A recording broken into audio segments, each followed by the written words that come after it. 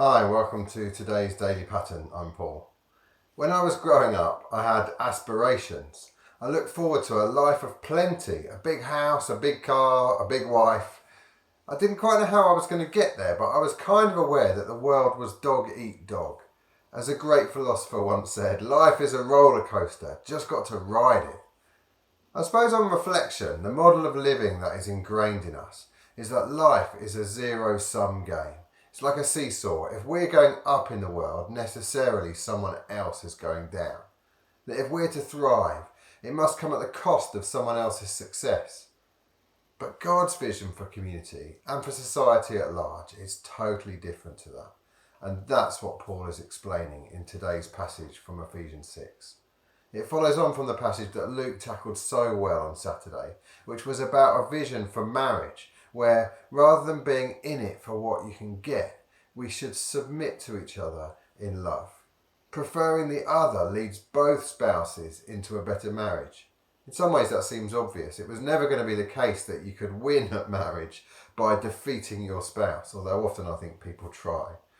But in today's passage, Paul moves on to talking firstly about the relationship between children and their parents, and then between slaves and their masters in a similar vein.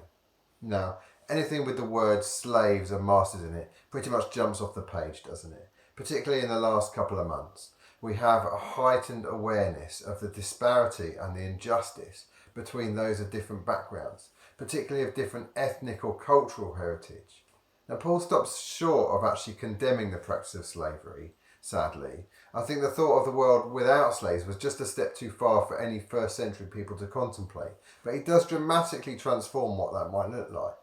Having said that, slaves should serve their masters as if they were serving Christ. He then says, masters, treat your slaves in the same way. In other words, just like in marriage actually, they were to serve each other. The master becomes the servant. I guess we shouldn't be surprised that that's God's way. After all, Jesus was the servant king. So back to where we started.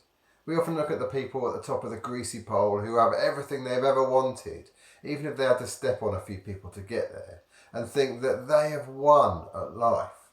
But God's vision is different. To really thrive, to live your best life, you should live it for the benefit of the other. To win at life, we don't defeat everyone else, we serve them.